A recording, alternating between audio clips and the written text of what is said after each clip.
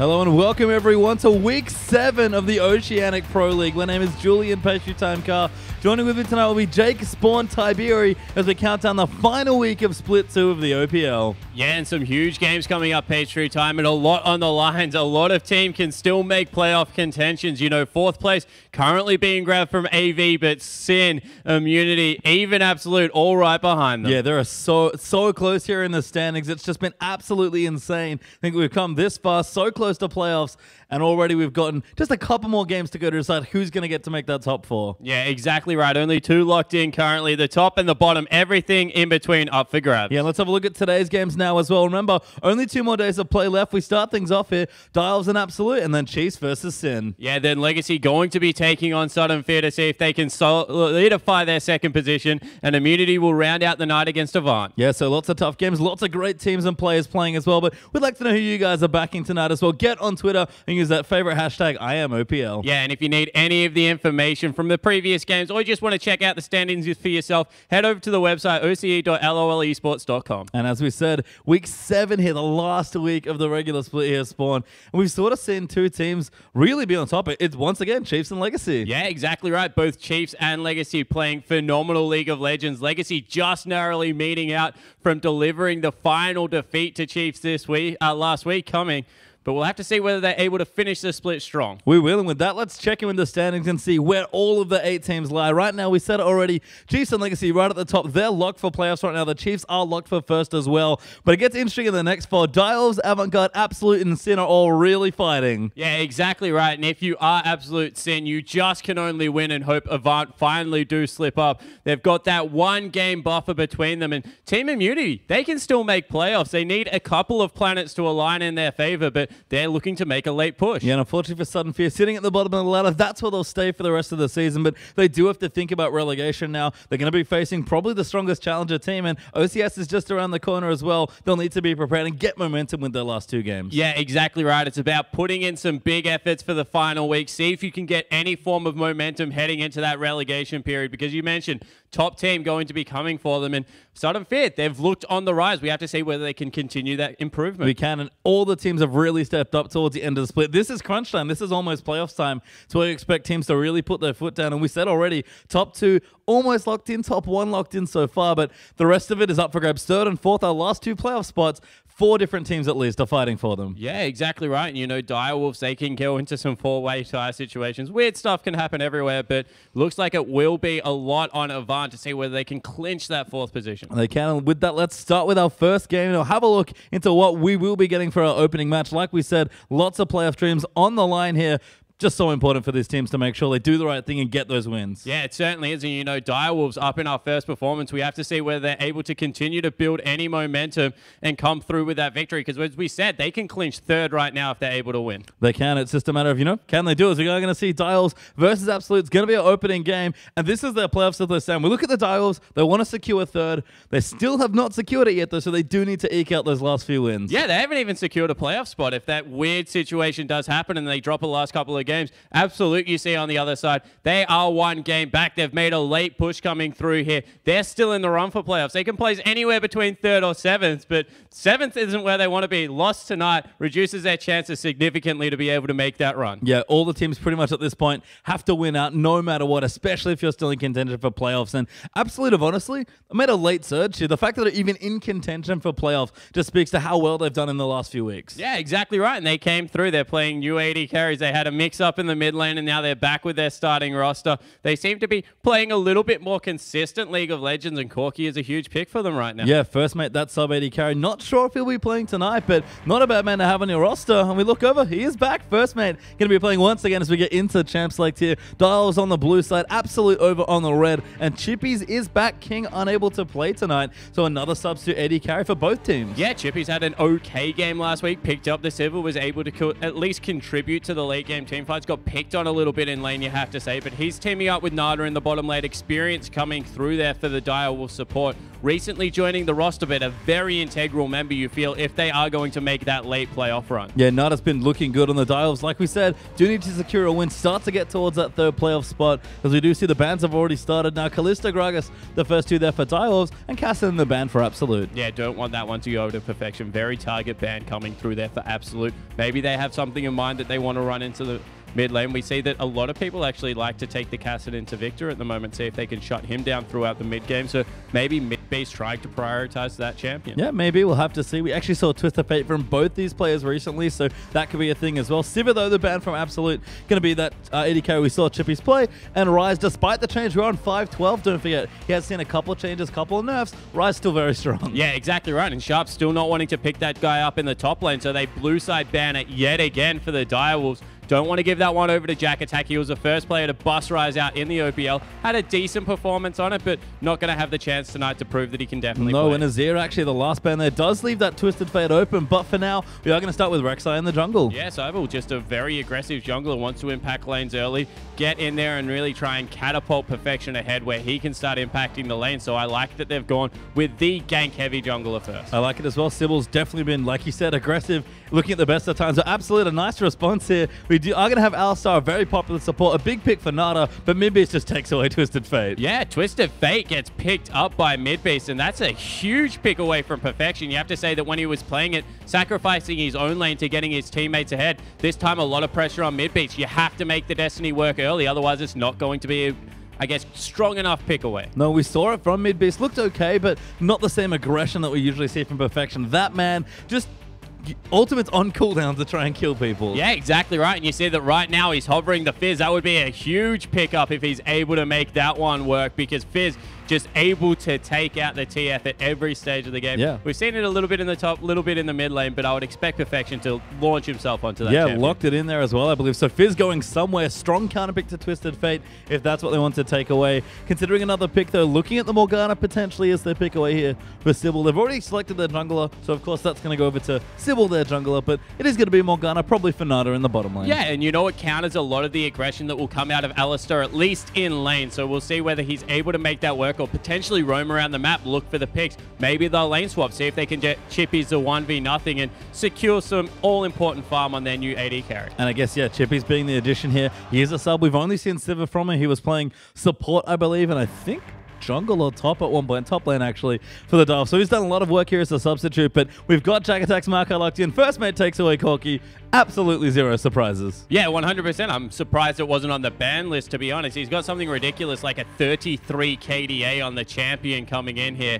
Absolutely huge for him, and he showed with 2 victories last week that that is his preferred AD carry. Goes a more auto attack build, likes the Berserker's Greaves coming through there, gets an Infinity Edge after he goes Trinity Force Blade of the Ruined King. So a lot of standard DPS comes out of him for what should be a spell-weaving AD carry, but he just doesn't like to play it that way. Just much more of a carry player, to be honest. Even on a champion like Corki, that's what First Mate brings to practically any team. But Direwolves, considering their next few picks here, Chippies does need an AD carry. I saw Vayne ever so briefly. Probably not going to see that one here, but we have actually got Shen locked in for Sharp. He'll take that into the top lane. And you know, I actually like this because it gives a lot of dive potential over to Perfection. He can dive in there, doesn't have to use a playful trickster to avoid spells, can use it purely for damage, because there's going to be a huge shield coming through to keep the assassin in the mid lane safe. You can keep it, honestly, purely for transport as well. Can just ride into the mid lane with the Stand United, using an Urchin Strike and get work done, as we do have the Jinx picked up for Chippies there as well. Absolute, now considering their final pick. Yeah, see what they want to go with. They are hovering a very aggressive jungler right now for Malik Jarvan, seeing a little bit more play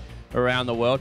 Primarily in the top lane as maybe a pseudo-assassin, but we'll have to see. They do go for it. Yep, they lock it in. That should be, you have to think, Malik's champion. And you look down the Absolute lineup, and one thing comes to mind, Spawn. It's just pure comfort right now. Yeah, exactly right. Absolute able to secure some very nice picks for themselves. I mean, excited to see Mattress back in the lineup. We saw Strawbella last Thursday, and whether he's able to continue the aggression. Strawbella seems to be the good defensive support player. Mattress definitely more in your face with the aggressive pickups. And when you couple an aggressive AD carry with someone like Mattress, you would just expect fireworks from Day Dot in the bottom lane. Yeah, and First Mate aggression, that's a very easy and obvious way to describe him. His Corki, aggressive Valkyries forward, lots of damage, living for a long time in team fights and carrying his team. He is the sub player here. We've seen him for a while in the competitive scene. If you're kind of familiar with Oceania, you'll definitely have heard his name before. He's a fairly good AD carry player. Yeah, exactly right. Used to play a lot of Draven. He is that big carry for the team. He was also at one stage a top laner coming through there as well for Team NV. So he's played a lot of positions. He's one of the veterans of the team, and he's come back in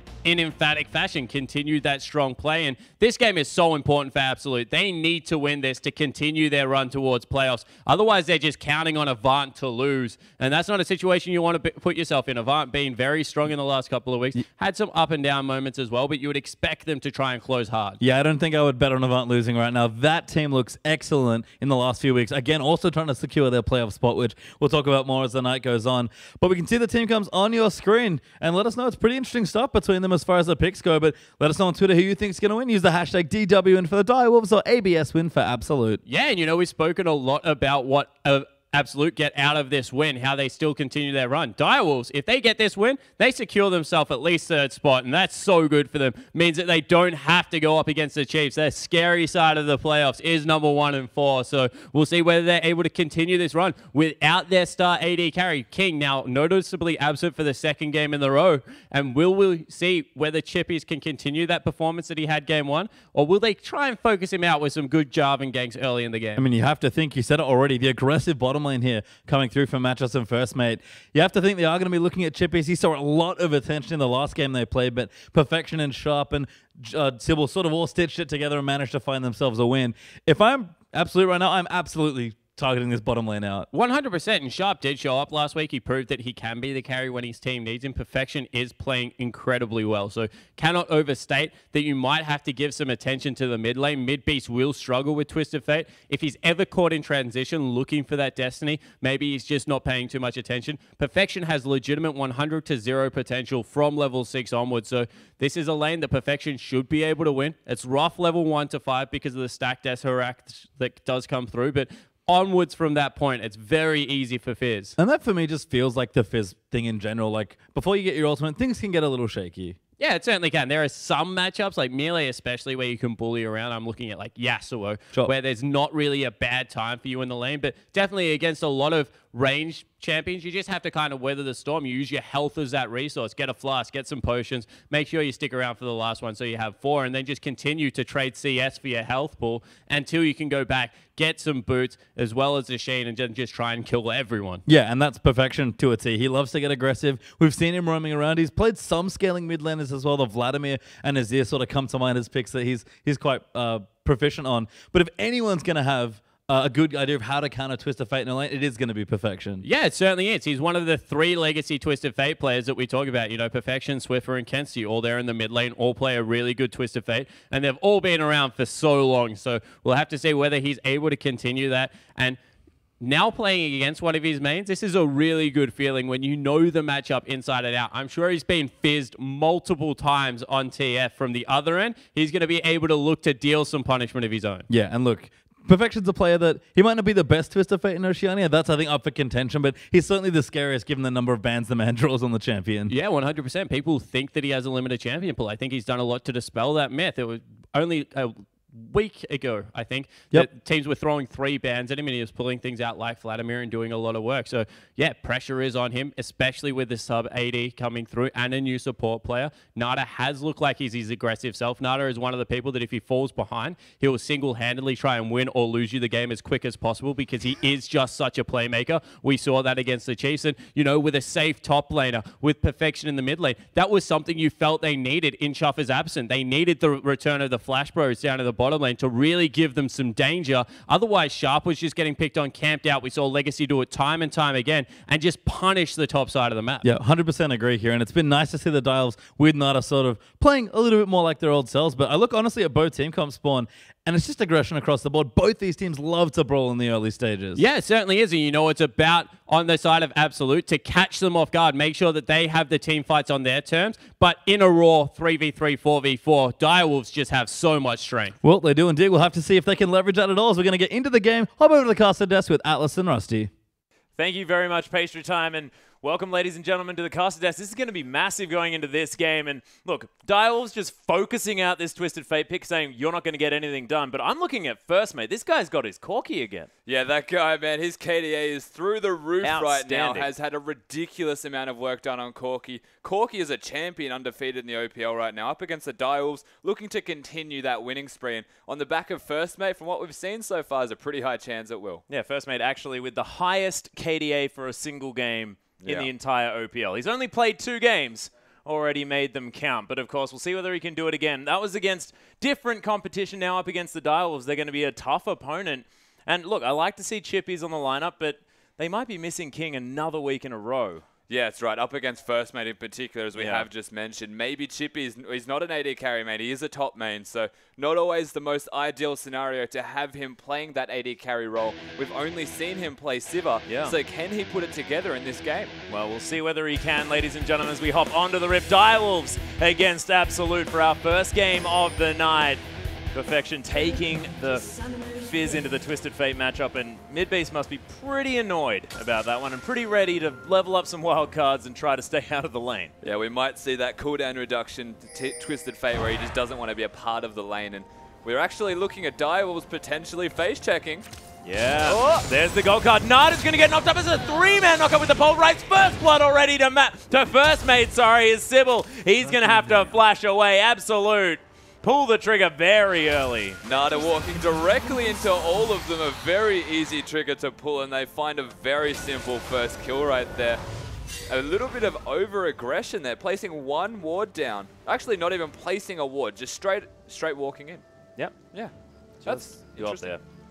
And first mate's going to go back. Decides to go with the longsword, of course. Could have picked up a Ruby Crystal if he wanted to, but going for the aggressive start. Grabs an extra potion there as well, and already this lane a whole lot harder for the Direwolves. Definitely a lot harder. Most likely see that lane swap, though. Definitely do not want to be a part of a Corki lane as a Jinx when he has a longsword over you.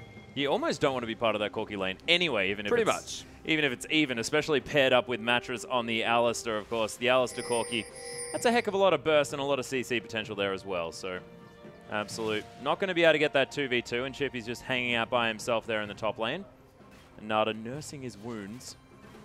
Going to be coming back into this one. Perfection just hanging out. Throwing his wounds into their face. That's a very good point that you bring up there, Rusty, because of course Nada just wandering through the enemy jungle.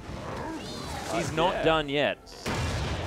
So he's got to go. There's the Dark Binding. Jack Attack is just getting bullied. Of course, these, in fact, 2 champions with the highest base damage, auto attack damage in the game for their respective melee or ranged.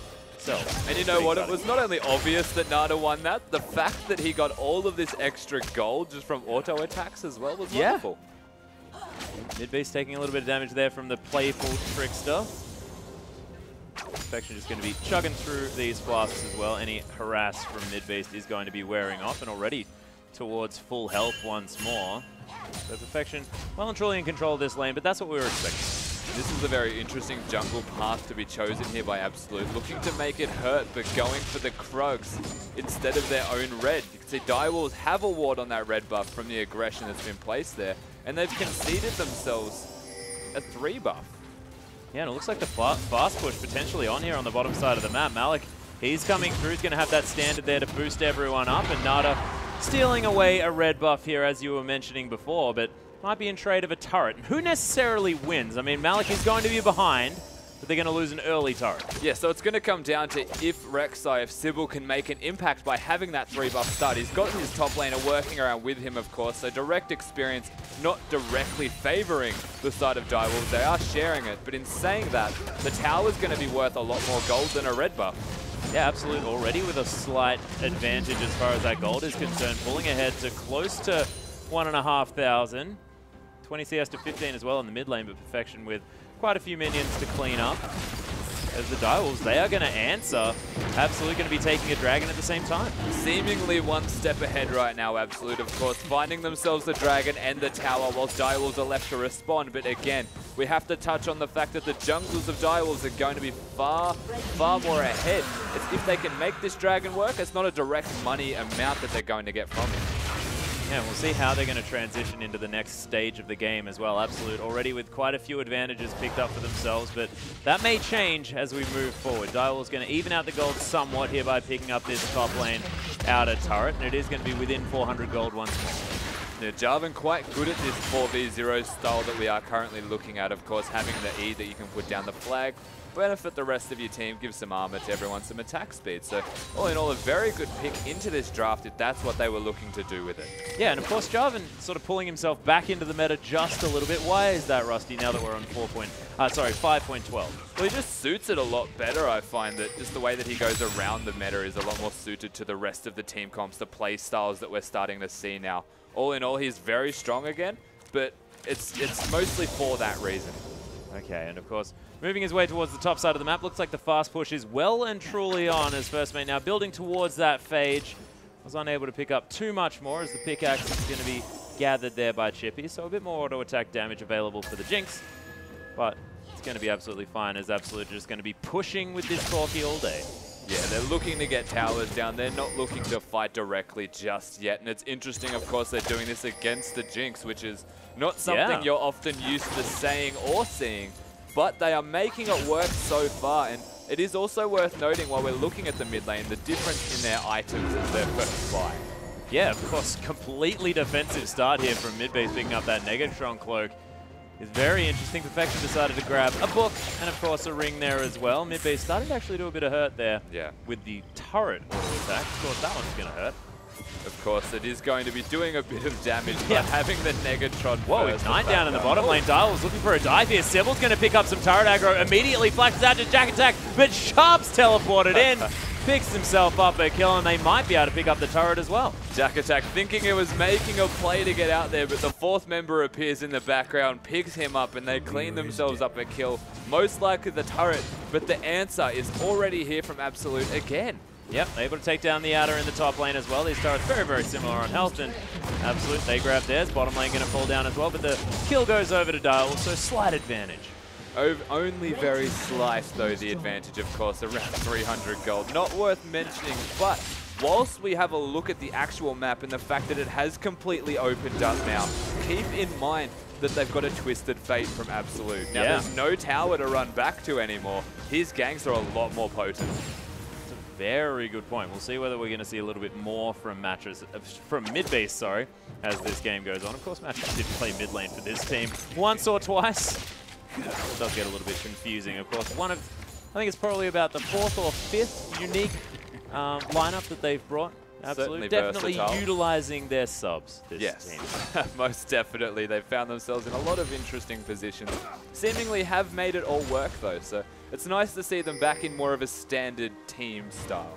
Yeah, it seems like First Mate here to stay as well, playing his 3rd game on the Corki. We'll see whether he can have another breakout performance.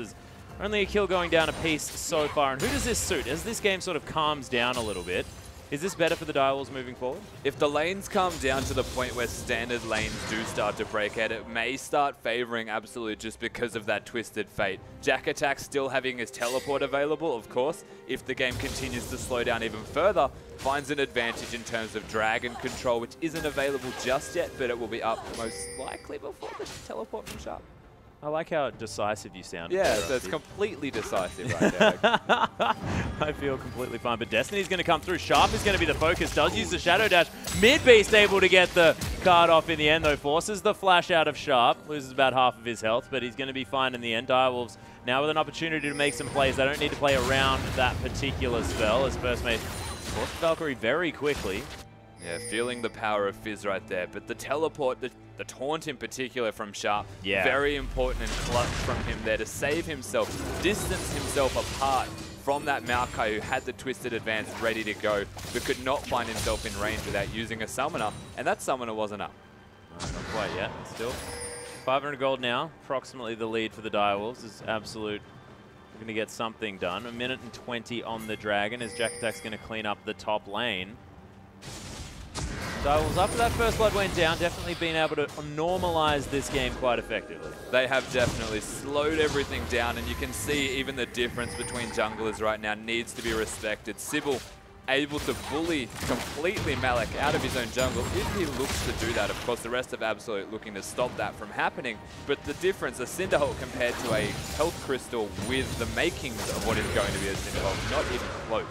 Yeah, and there's also the fact that Chippy's able to pull ahead by about 11 CS here as well. The sub top laner picking up the AD carry role and making it look fine. And they won a game with Chippy's in the AD carry position. He was playing that Sivir, a little bit more utility-based, but now looking perfectly fine on this Jinx. Yeah, he's looking good, and I have to admit, though, the longer they stay in this lane as a 2v2 style lane, but it's Perfection and Chippies, the more time they are effectively wasting in terms of that farm. You can see First Mate was here, now Midbeast is here. They've been transitioning between, and they haven't actually managed to push much onto the turret here, Direwolf. So finally both recalling, but at the same time, everyone's starting to push into it. Or are they? No, they're going bot side. Dragon in 5.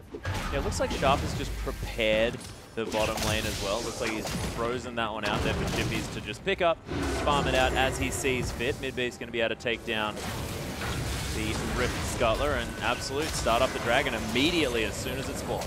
Yeah, it's going to be hard. Direwolf's looking to contest this one, though. They're going to have to earn this Dragon if they do want it. Sybil has himself a sizable health discrepancy between the two right now, so Absolute respecting the kill potential. Yeah, Direwolf's much more healthy now as well. Malik down to half health, of course. Mattress as well, trying to use that Triumphant Roar to get himself back to the right position there as First Mate's going to clear out that minion, that ward, sorry. Midbeast here in the mid lane, just clearing things out, making sure everything's fine. But Direwolf now with vision control perfectly around this Dragon area are going to start that one up. Malik, yeah, he's figured out what's going. That's a very good point. Nowhere near perfect. Dark Bunny not going to find Malik. He wants to come through for a steal. Going down quite low. Teleport comes in. A little bit of miscommunication there from Absolute as Chippies is going to lock down the Dragon. Perfection now down to about half health. Wow. Lots of damage. The exhaust comes through. Is going to go down. Mattress picks up that kill. Lots of damage here available from Chippies if he can get these auto attacks off. But Sharp, he's been picked as well. First Mate picks up a kill. And Absolute, they're going to back away. Trading the Dragon there for just a few kills. Oh, they're still going. Well, actually, yeah, big fight here as Sybil's going to start this one back off once more. Jack attack is going to survive for now. The Zap not going to find anyone, and Absolute say, okay, this is about enough.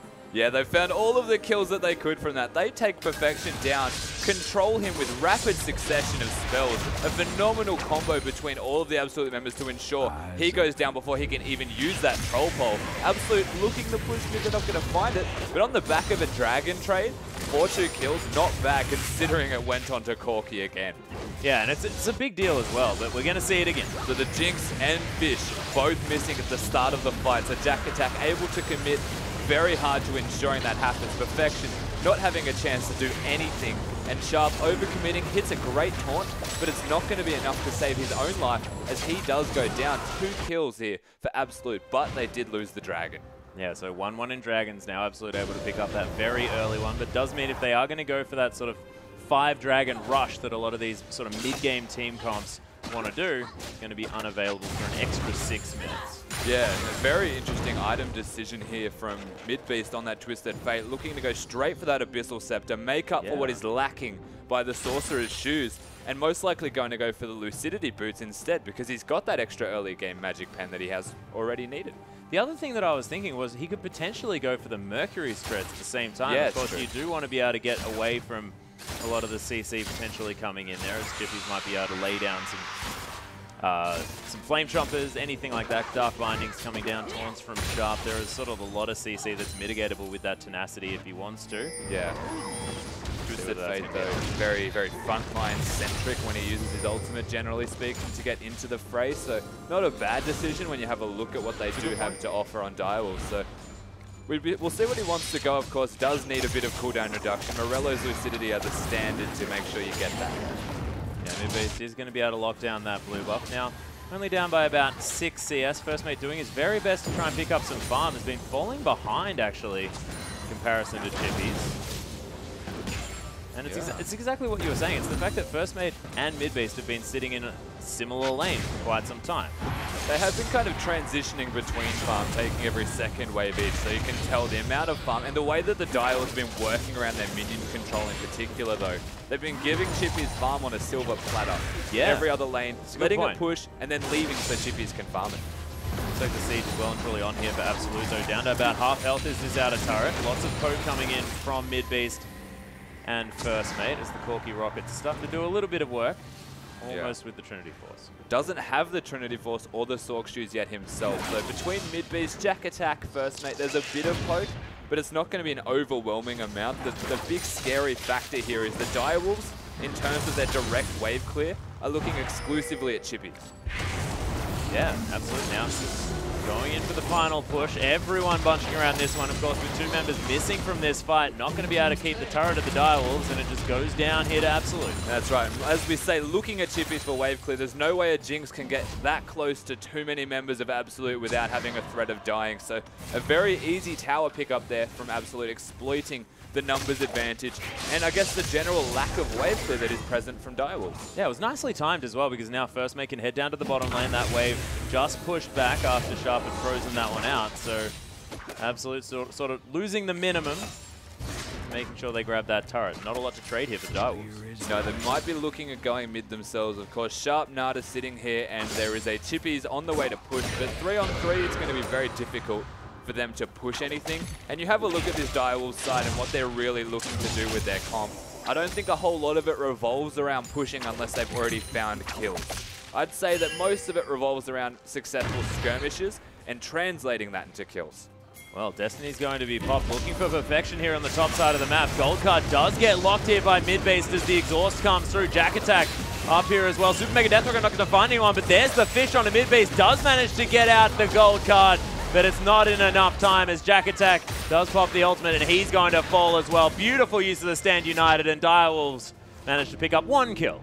And Shen, commonly known as a pick to take out a Twisted Fate from the game in terms of his ultimate and his gank capabilities. We see it right there. Perfection can split push. He can 1v1 anybody, and then if Twisted Fate tries to come in, instantly the Shen uses that ultimate and gets into the middle of the fray. So the fact he teleports in, doesn't have his card selected, has no blue buff and no mana, is a sitting duck. The exhaust pops instantly to ensure Mid-Beast doesn't die, but Perfection saving that fish for as long as possible, ensuring he does go down.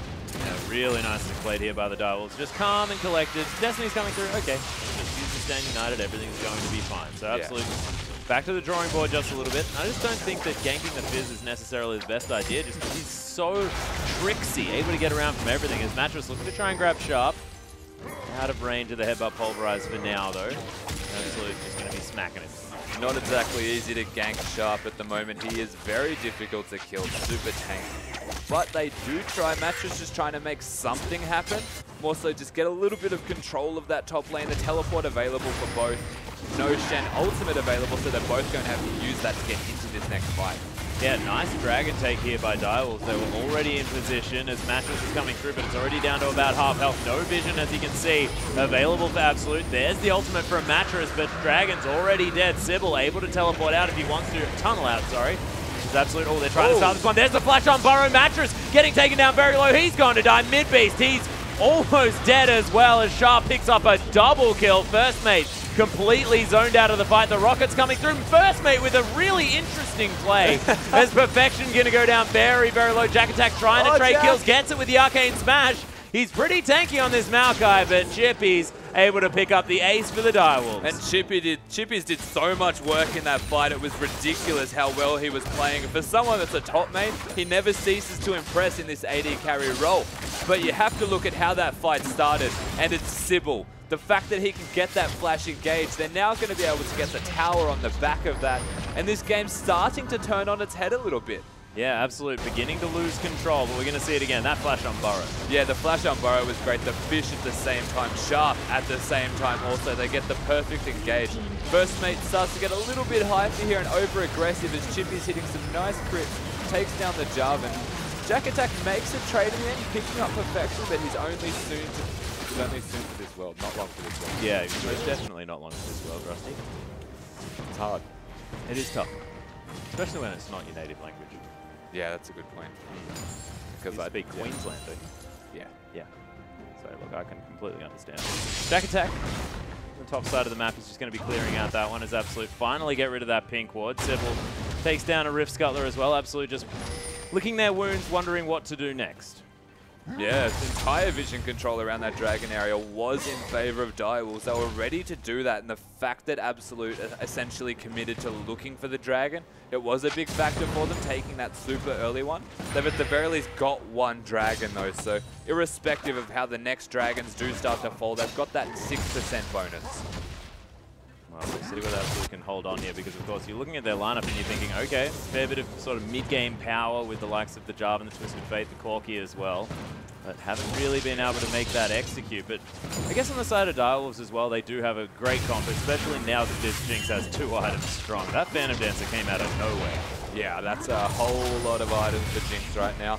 In a very comfortable position, of course. Chippy's going to be able to do a lot of work for his team after that last fight, still having this flash available, a very good spot to be in. Of course, the Fizz starting to ramp up, working towards that Zhonya's is not too far from it now. And the rest of the side of Direwolves just looking for tanky items to be that big brutish frontline.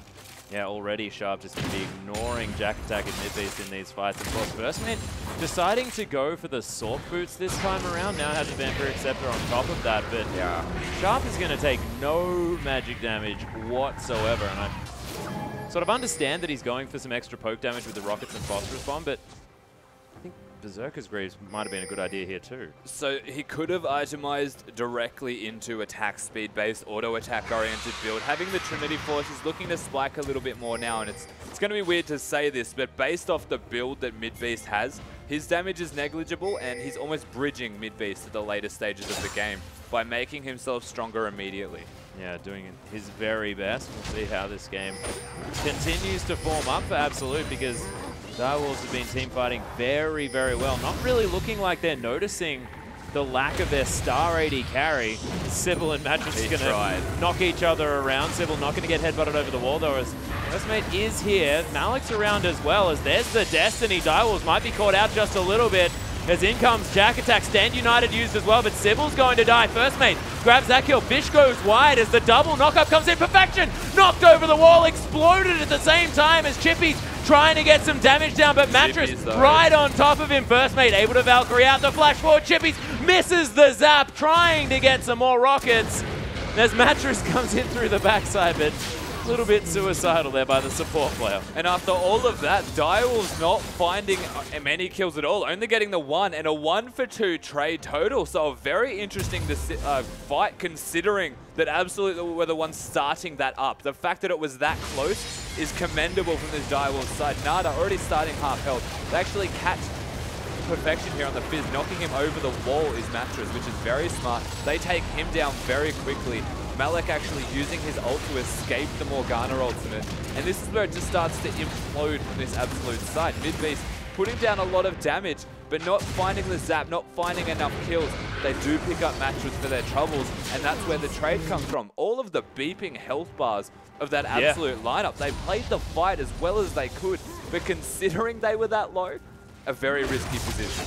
Yeah, it was, and it looked like if Mattress hadn't have sort of caught himself in the wrong position after securing that fantastic headbutt onto Perfection, if he had a move background with his team, they may have had a few more bodies in there to bully out Chippies and sort of at least threaten with that Pulverize and make sure that the Jinx unable to go off towards the end of the fight, because that could have gone a whole lot better for Absolute. But in the end, it is going to be a 1 fight. Jack Attack continuing to try and get massive, and we're looking at this Maokai, and I'm thinking that if he gets to a point where he's unkillable, these fights will look very different for Absolute. Yeah, and you can see prioritizing that armor, making sure that Jinx does as little as possible. Of course, the tank's not going to be able to touch him, and there should be no time where Fizz has to blow up Jack Attack on that Maokai. He should be going for the carries of this Absolute side. So smart itemization here from Jack Attack. We'll see if he can make that work, though. Yeah, and Chippy's as well. He's decided to pick up a Vamp Scepter, so going most likely towards that Bloodthirster as the 3rd item. So not going to have the Glass Whisper just yet. See whether that helps out Jack Attack as far as staying alive against pretty consistent DPS of a Jinx if she's able to get off that minigun damage. Definitely a lot of consistent damage that can be put out. Absolute again, prioritizing this Dragon area, looking to control some vision around it, but Direwolves not too worried. They've got 2 wards in very key places to see the side. They know there's only 3 of them there, so just waiting for the rest of their members before they consider a fight. Yeah, they've got 2 teleports available from their top laner as well. Sharp able to get in here as quickly as he likes, as Jack Attack just going to defend this mid lane. Direwolves moving forward. Yeah, Chippy's going for the zap. Oh, Malik just body blocking the Dark Binding, making sure that no steal's going to come in. Mid-base going to have a lot more wild cards to throw out now. Already had, of course, 40% cooldown reduction, but just wants to be able to have the mana regen, keep things going on. 3 turrets each, as the outer ring has completely gone for both teams. So a lot of extra space here on either side of the river. Yeah, a lot of space, and you have to question what Midbeast can do on this Twisted Fate by having that space available. His build only now starting to ramp up with that cooldown and reduction. The damage not necessarily there, so very difficult for him to make things happen, considering Sharp on that Shen can just press his ultimate. Even if it gets cancelled, it negates the Twisted Fate damage. Yeah, Chomper's going to stop Absolute from being able to get in here, though, as the Dragon does fall down. Malik unable to get anything done at all as the Fish just gets out of there. Jack Attack now trying to start off this fight. A lot of AoE already down on the Direwolves now as mid-base. He's going to get exploded. Sharp picks up that kill. Jack Attack still zoning 3 members, but First Mate finds himself on his own against 3, trying to turn it around. Urchin Strike going to lock down the kill for perfection, and he just hops his way out. Again, another fantastic fight for the Direwolves, and Mattress once more on the run. He's going to be sitting there for quite a while, maybe try and push a turret down whilst they start the Baron up, because that's just Mattress things at this stage. In saying that, the fight itself, again, Malik trying to make things happen. The back has been stopped. That's adorable. The fact he has that available, though, on the back end of that fight says a lot about how the fight went again. Malik trying to go for the Dragon, prioritizing it so highly that he commits so much and dies during the Fish's eating phase of the cycle. Yeah, and you look at Malik, and I mean, I guess he got zoned out of that fight, but he's 100% kill participation at this point. 0, 2, and 8, so has been involved in this game, definitely getting stuff done, but he's getting out-farmed now by Sybil. Just the Jarvan just not looking that impressive in the team fight phase. Multiple backs to come through as Direwolves are able to get out of here, just trying to buy some items before this next Baron attempt by this side. It's not even that, though. Malik's trying to make things happen almost a little bit too hard in the way that he's doing it. Forcing things he doesn't necessarily need to do. There was no way the rest of his side could back up going for that Dragon. It was already going to go down. They were zoned out. They were stuck in a choke point, first and foremost, against a Shen and a Fizz and a Rek'Sai and a Morgana. There's all of those champions you do not want to be caught in a choke point against. The rest of the side of Absolute all have very high kill participation, 7 or 8 very good point between them all, and only 6 for Matches because he's spending most of his time dead. They can't actually turn that around and get a good engage when they're skirmish heavy and they're against a very strong skirmish side. Well, Banner of Command is definitely a contagious item as Minky starting that one up. Sharp is going to head back on that bandwagon, grabs that one for himself. Not quite first item, decided to grab the Spirit Visage first up, but now has that Banner of Command. Big old minion heading towards that bottom lane in a turret. Going to attempt to be dealt with by Midbeast. Is the key word right there. Midbeast not going to be able to do a single thing to that cannon minion. Stack deck, you know, stack deck still does some damage. All right. But Jack Attack, Preyseeker's going to find him out here. Sharp continuing the push up, but Midbeast with that Destiny is going to be able to get himself into a fight, but Sharp with multiple ways to follow up. This is only bad things for this Absolute side right now. Perfection can deal with Jack Attack. Midbeast has no mana.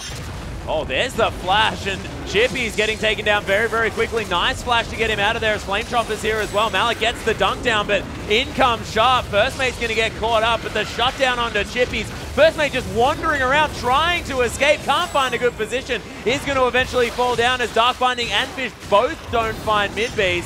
Perfection is going to get headbutted out of the fight, and Mattress once again sacrificing himself for the greater good.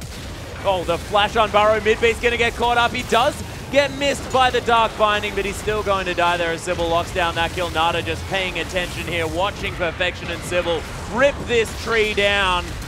Jack Attack is going to get dived after the flash. Perfection takes down the kill, and he went from 1-3-4 to 5-3-8. I just want to point out during that fight, this is the longest chase that I've ever seen in my life on this minimap. They've done about 17 circles around the red buff before finally he might look like he's getting away, but on the back of a 1 fight, Direwolves have rotated. Oh, cheating! Malik is most definitely going to die. He'd be riding right now. Okay, that was a 1v1. Sharp and I were racing. Yeah, that wasn't fair. And I was about to win, and then you took all my fun away. So we're going to see the fight again. Mattress, Malik, First Mate, all knowing they need to make something happen sooner rather than later. Midbeast, as mentioned, using his ultimate, coming in with no mana, so relegated to auto-attack duty as he tries his best to make something happen. First Mate completely caught out, playing the numbers game here, Direwolf, and it's in their favor 100%. Mattress, no ultimate available for him, so a slow and sure death is on the agenda for that Alistar. He goes down. Yep, Sharp going to be backing as well. That inner turret's still alive. Jack Attack defending it valiantly. As Midbeast attempting to reset things. But you can just see in the farm, it's just ridiculous. The amount of control the Direwolves have. Ravenon's death cap now completed by perfection. On top of some extra cooldown reduction with those Lucidity boots. And this Fizz, 3 items, 3 big items. And he's ahead by about 70 CS as well. Yeah, so he's a little bit ahead, especially because Midbeast has none of their team's kills. He's an assist bot at the moment, not able to find a single thing. It's on the back of almost entirely First Mate to do any kind of damage in this game. And then they can just stack resistances because he's gone for the Sork Shoes build. So all magic resistance across the board, nobody from Absolute doing damage. They try and make a pick, but the only time it's going to work is if it is onto that Jinx or Fizz, and they're outright alone. Yep. Going to be difficult. Oh, and Chippies decides to forego. Yeah, Bloodthirster picks up the last Whisperer there as well. So now with that Vampiric Scepter going to be keeping himself pretty healthy. Now with the little bow and arrow, meaning that he's going to cut through all of that extra armor that Jack Attack has started to build for himself. Frozen Heart completed now for the Maokai. Spectre's Cowl added on top of everything else. So he's getting tanky. Jack Attack doing some things in this game. 3, 4, and 4, so not bad at all. Still keeping up with Sharp as far as that farm is concerned. And that is definitely admirable. Sharp has been all over these side lanes trying to keep them shoved out. Direwolves going for their 4th Dragon, though. They're going to get that one for free. The answer is going to be from Absolute. There's the flag and drag into the Cataclysm, but Malik going to find himself caught out here just a bit as the Stand United comes in. Shut down, though, under perfection. Midbeast getting eaten by the fish. Sharp needs to be turned on. As Sybil going to get the double knock-up. Jack Attack tanking everyone out. First Mate, he's now in the fight. Can Absolute get anything done? There's the little mini equalizer as Chippies is going to get caught. Malik grabs the kill. Flash out from First Mate. He's still alive. Sybil able to get the knock-up onto Midbeast. Double kill for Malik. Midbeast going to fall down. Absolute, they're winning the fight. Nada with the Black Shield running, trying to get out of there. First Mate wants nothing to do with Sybil, who's so incredibly tanky. Now going to get turned on by the rest of the team. Knock-ups are plenty. First Mate picks up the final kill of this bout, and Absolute grab 4 for 1. 4 members down right now. That is the ideal scenario for this Absolute side. They just turn it on right there, and they get the ideal scenario where Twisted Fate, they catch perfection out, Jarvan, everything onto that perfection. He couldn't even do a thing. He threw down the fish and then he was dead. Shen by himself in the backline after that. They're going to go for this, but Fizz is here. Yeah, there's a teleport in from Sharp as well as perfection is in there. Oh, Rocket sails past Nada, forced to flash away, but it is going to be Mattress and First Mate falling down. Absolute, they just couldn't do the Baron. It's going to be finished here by Direwolves if they want it. Malik sitting around here wants to try and get some sort of outrageous steal. Not sure whether he'll be able to. I guess there's no smite. The Jinx is coming, so eventually it's going to go down, as Nada does also. Everyone is sort of in a little bit of trouble here.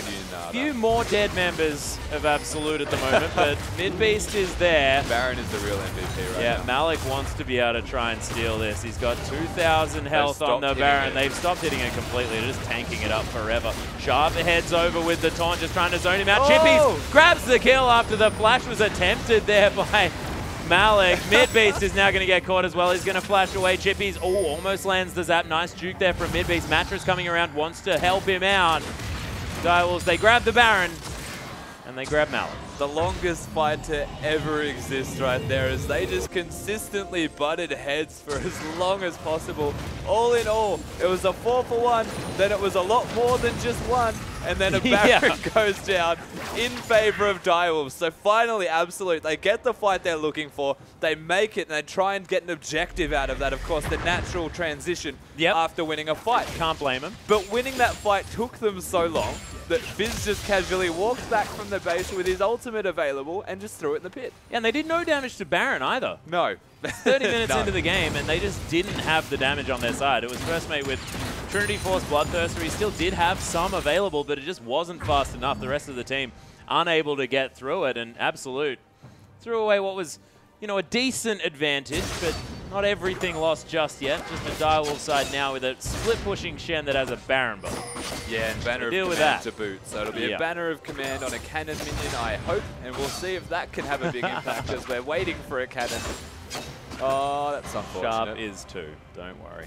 Red team's turret is destroyed. Yeah, it's over 10,000 gold now, the lead for the Direwolves. About 11,000 in fact, as First Mate looking to try and pick up this side wave farm, and Direwolves wanting to try and break the base. And with a Baron buff, it's not that difficult. Nada now getting some forward vision through here as well. Dark Binding finds Malik, nicely aimed there by Nada. Of course, nothing going to come through from it whatsoever. So he's going to get Nada from it. Oh, no. Had to. Yeah, it was beautiful. I make the sound of disappointment. I didn't say it for you. There's the Cataclysm in though. Destiny comes down mid-base. Wants to get in amongst this. There's Nada with the ultimate though. Lots of damage from First Mate Sharp. He's going to catch him out though, as Chippies has to deal with this massive front line from Absolute. They're running out of options though. Double kill for Chippies as he's just smacking away at Jack Attack, who does no damage. Absolute with the, I guess, attempted last ditch effort to win the game, and Perfection in the meantime, he's just going to be split pushing, grabs an inhibitor for himself. Direwolves now just going to push through, probably pick up the victory off the back of that, but I liked what Absolute were thinking, you know? Right until the very end, this Absolute side, they knew they had to fight and make picks. They didn't want the game to just end on the terms of Direwolves, so they forced fights, they forced engagements where they could catch someone out of position. They made the trades, but in the end, Direwolves reigned supreme. Yeah, fantastic play by the Direwolves. Definitely making a very high contentious effort to get to that third place and make sure it's secured for this side. Really beautiful play from them. And look, it looked a little bit worrying at the beginning. First Mate managing to pick up first blood on his Corki that he's very comfortable on, but Direwolves just level-headed, carried it out to the end. A lot of objective focus, but in the end, Direwolves, they're just the stronger side when it comes to that later stage rotational play. Yeah, still a decent effort there by Absolute, but we are going to throw it out to Pace Your Time and Spawn for some further analysis. A decent effort indeed. Thank you, Atlas and Rusty. But the Direwolves Spawn find themselves with a crucial win with one more game left to go, and that does, believe, secure them playoffs, I think. Yeah, that secures them playoffs, and it puts them very, I guess, comfortably in the third spot now. Still the chance that they will be knocked out of there. Potentially, but we'll have to see exactly how it works out. But I like the way that played that game. They had a very solid drafting phase come through. They drafted some different things. We once again saw the return of Shen to Team Comps, and it just adds a little different feel to League of Legends. Yeah, it does. I mean, Perfection had a good game on the Fizz with the counter pick. Chippy's actually played well, but this is the man right here we want to talk about. Not maybe the player Sharp, who did have a good game, but just the champion Shen. Yeah, exactly right. And he adds so many different things to a team comp. He's a split pusher, but actually, he facilitates split pushing in his own right. I think we have a first replay to draw up here, and it looks like on this replay that you caught Perfection out. He's on Fizz. He can 1v1 anyone, sure, but if you send 2 members, maybe you can deal with it. Yeah, and they were trying to deal with it. They had the Twist of Fate for a bit of additional pressure, but what went wrong here for Absolute? Yeah, so you see it. He's up there against Jack Attack, and they think they can catch him out. Even though they have not a lot of mana, they think the persistent damage will be enough and CC to come through. But you can see, as soon as the Destiny's popped and the Twist of Fate flies in there, as we roll it out, Shen also has some ideas to be able to jump in. So Perfection, he gets the ultimate. All of a sudden, they have to turn around. Goes aggressive onto mid-beast. They have all their CC to speak of as well. Lands a fish and cleans up the kill. Could have actually been worse, if not from a roaming Alistair for Mattress. And that just shows exactly how versatile Shen is. He wasn't even split pushing them, but just allowing Perfection to do his job. Yeah, the fact you got to add another threat there, an assassin who can split push like Fizz into a side lane, you know, he's having a fun time, but you can give him back up there as well. They almost got the other kill onto Jack, like just such a crucial moment. But Shen does other things as well. He can also help you team fight. Yeah, exactly right. And he can save maybe one of the important important members of your team. In the next replay that we're going to bring up, it looks like Chippies is in a world of hurt. You know, he's got 3 members closing in on him. It's an Alistair, it's the Jarvan, as well as First Mate there. And as we roll this one out, you see that Chippies gets this huge shield coming through from the Shen. He's able to live, get some CC down. Sure, he ends up falling, but they throw so much at him, 3 ultimates, and then they have to deal with Sharp. By this stage, he's already 4-1 and 8, and he's able to tear apart the team fight. I think my favorite thing to do with Shen right now is to just count the number of taunts any given Shen gets in a team fight, because that was one of the major changes that sort of saw the champion come back in, and Sharp's actually still alive right now, chasing people down, as you can see, all off on the bottom side, chasing Malik, but he can just lock people up. It's such a potent CC as Shadow Dash. Yeah, and it allows everyone else to arrive, you know. It just takes so long to get through that shield. He gets the big taunt afterwards, layers the CC nicely, and by that time, Perfection has arrived. Everyone else is still in the team fight. Chippies gets down more DPS than you would have expected possible from a dead AD carry, and able to continue to carry through the team fight. And of course, there was a banner of command in that game as well that we just missed, which helps that split pushing as well. Yeah, it certainly does. So 100% win rate on banner of command, top Shen. Definitely pick that one up. Thanks, Minky. As we are going to get to a couple of questions, we had a competition, or we just asked you guys to give us some questions last week, and you guys have delivered as far as recent questions goes. Yeah, exactly. We reached out to the Twitter community and told you guys to ask us anything. So here we go. Question number 1, Patrick. Yeah, if you could pick one of the bottom 4 teams at the moment to make a massive comeback, who would be more likely to do so? That's there from Gub Gub. Yeah, so right now, for me personally, it'll probably have to be the guys we just saw. Absolute. They've shown that they're able to get it done in some pressure situations. They've got a new AD carry in the situation, and First Mate looks very good, and they just look like they're a little bit more on par with each other nowadays. Yeah, for me, I agree. Absolutely have looked good, but I think Sin have the tools to make it as a team. They've got the players, they've got the star power, but execution's definitely been their problem recently, but Sin can still rattle off a couple of difficult wins and get there. Yeah, they certainly can, and you know, when you've got a star mid laner, a lot of support behind him, you would never put it past them to maybe make a late run. No, not at all. We have another question here as well. As a climbing Silver 5 player, shout out to Silver, what is the best role to play to have the most influence over the game? That's there from Be Maddened on Twitter. All right, so I'm going to go out there with a amazing. different one. Whatever role you play, just play continuously that one role and make sure that it's a role you enjoy, because Silver 5, you're probably going to have to put some hours in to climb your way out of that. In saying that, in my personal opinion, I played jungler when I was new to the game, was able to influence the map early, and I find that it's a lot about attitude. If you get your lanes rolling, people are much happier to play. They start playing a little bit outside of themselves and making plays as well. So I personally go back to jungle if I want to make an impact, although right now, it's kind of a little bit different. Yeah, I have to echo what Spawn says there as well. I'm just someone that has my set champions. I, tend to play mid and top lane right now, but for me, it's more about playing champions and getting consistent on them and understanding the game holistically rather than trying to carry for one single role. Yeah, the idea behind that is if you focus one champion, you learn the mechanics to the point that you don't have to worry about that champion. You can worry about the map, and a lot of people will make mistakes. You can catch them out, take advantage. Yeah, so that's one of the best ways to practice. But why isn't Lee Sin? This is a great question. Why isn't Lee Sin being played as frequently this split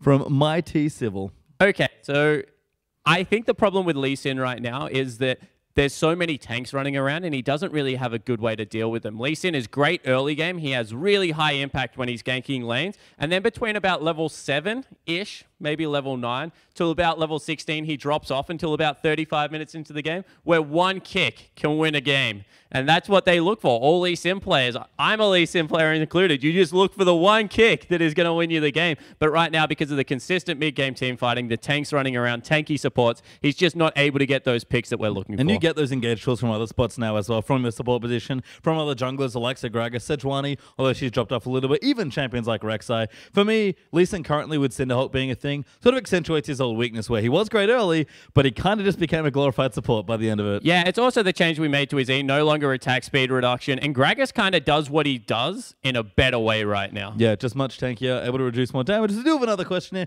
Why is Poppy not played in the OPL? Is it because Lollipoppy is simply too much of an intimidation factor from Kata Junipun? So if anyone was going to play Poppy, it would have been Carbon, because he started playing it in solo queue a lot at the start of the season, and we never saw it eventuate, which I myself was very disappointed for. Poppy still has some mana issues, little bit of a clunky kit. You need a wall, So maybe run it with something like an Anivia or a Cataclysm. Woo! I don't know, something like that. But, you know, I think Poppy's a lot of fun. I think that the players that play Poppy consistently, especially if you ever run into them in the top lane, are terrifying to deal with. And you're right, that skin is maniacal. It's horrible. Yeah, we have another... Oh, never mind. And Ken, to add on to that as well, like, same thing with a lot of main